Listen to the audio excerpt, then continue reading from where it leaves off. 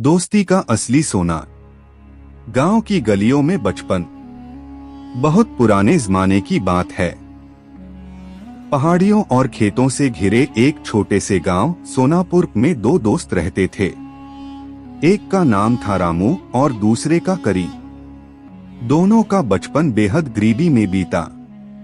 रामू के पिता खेत में मजदूरी करते थे और करीम के अब्बा लोहार थे। दोनों के घर मिट्टी के बने हुए थे, जिनकी छतें फूस और घास से ढकी थीं। बरसात में अक्सर छत टपकने लगती, मगर दोनों दोस्त उस टपकते पानी में भी खेल खेल में नावें बहा दिया करते।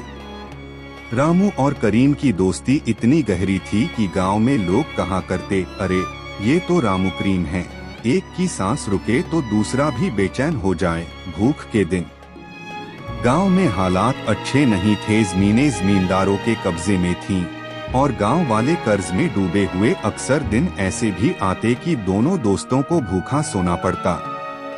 एक दिन रामू की माँ के पास खाने के लिए सिर्फ एक रोटी थी। उन्होंने वो रोटी रामू को दी। रामू ने बिना सोचे रोटी का आधा हिस्सा करीम को दे दिया।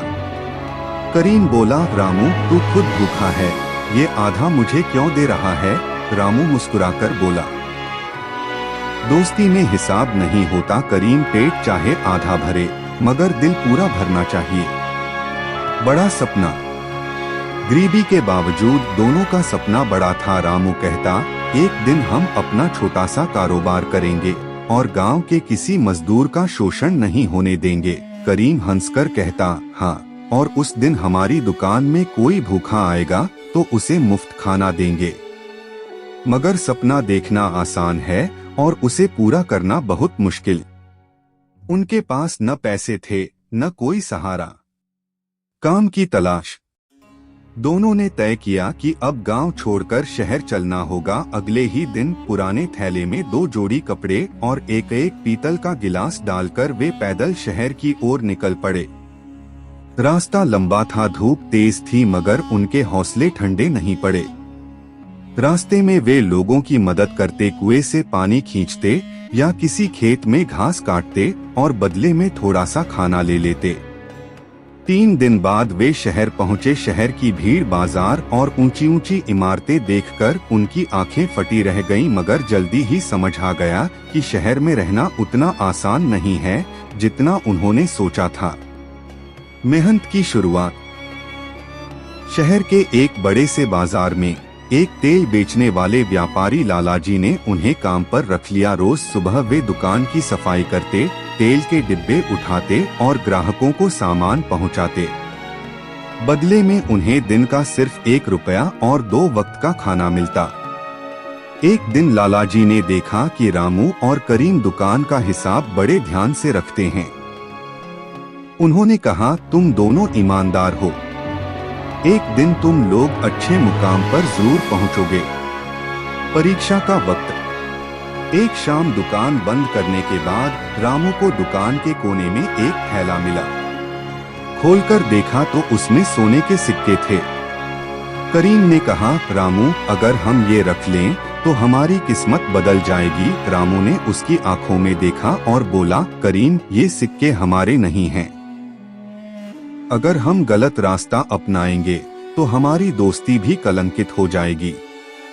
दोनों ने वो थैला लालाजी को लौटा दिया। लालाजी की आंखों में आंसू आ गए। उन्होंने कहा, आज तुमने साबित कर दिया कि सच्चा सोना दिल में होता है, जेब में नहीं। इनाम और नया सफर। लालाजी ने इनाम के तौर पर उन्हें 100 रुपए दिए और कहा, इस पैसे से तुम अपना छोटा सा कारोबार शुरू करो। रामू और करीम ने बहुत सोच विचार के बाद सड़क किनारे एक छोटी सी चाय और पकोड़े की दुकान खोल ली। दोनों सुबह से शाम तक मेहनत करते और दुकान धीरे धीरे मशहूर हो गई। मगर उन्होंने एक वादा निभाया, अगर कोई भूखा उनके पास आता तो उसे बिना पैसे के खाना मिलता। गांव वापसी। कुछ सालों में उनका कारोबार इतना बढ़ा कि उन्होंने गांव में एक छोटी सी दुकान खोल दी। गांव के लोग गर्व से कहते, देखो ये वही रामू करीम हैं जो कभी भूखे सोते थे और आज दूसरों को खाना खिला रहे हैं। सीख की रोशनी। रामू ने एक दिन करीम से कहा, करीम, याद है वो सोने के सिक्कों वाला दिन? अगर हमने लालच किया होता तो आज हम न यहाँ होते, न ये इज्जत होती। करीम ने सिर हिलाकर कहा, सही कहा रामू, असली सोना दोस्ती और ईमानदारी में है, बाकी सब मिट्टी है। कहानी का संदेश: सच्ची दोस्ती में त्याग और भरोसा होता है। मेहनत और ईमानदारी से कमाया हुआ धन ही स्थायी होता है। लालच भले ही तुरंत फायदा दे, मगर अंत में सब छीन लेता है। गरीबी कोई कमी नहीं, गलत रास्ता चुनना